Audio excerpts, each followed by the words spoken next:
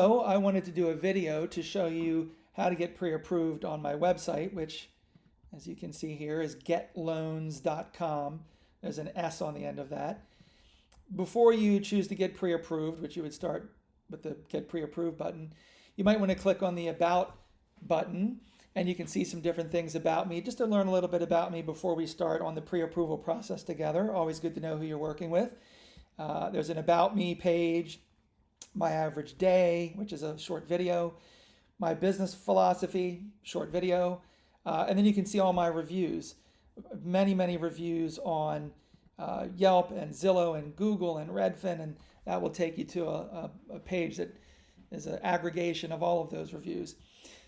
Once you're ready, you again would click on the Get Pre-Approved button. It would take you to a separate pre-approval application for which there's no fee nor obligation. It's just a way for me to capture data and do all the necessary number crunching to tell you what you're pre-approved for.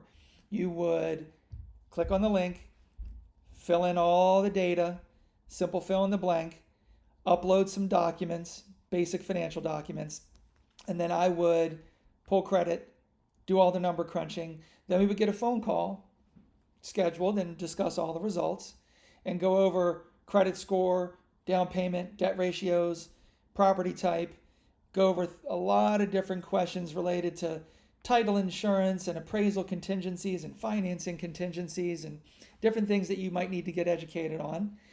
And then after the call, and we go through all of the results, I would send you a pre-approval email with all of the documents to support that. A pre-approval letter that would be up to your maximum pre-approved amount. Not that you need to spend the maximum, but it would be good to know what your limits are. Spreadsheets, good faith estimates, that go over estimates for interest rates, closing costs. Everything's broken down and itemized to all parties: lender, title company, state and county or city, prepaids, which are escrows for property taxes and homeowners insurance.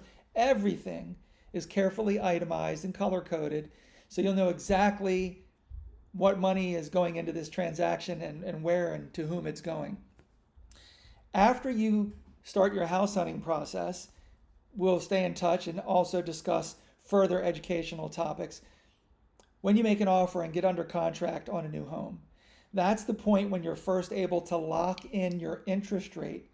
And I would use what we call a pricing engine software, web-based, where I plug in all the different data points, because there's different things that will impact your rate quote. Your credit score is a big one. Loan size, property type, debt ratios, different things will impact your rate quote. It's not one size fits all with interest rates. So I would plug in all the data points, click a button.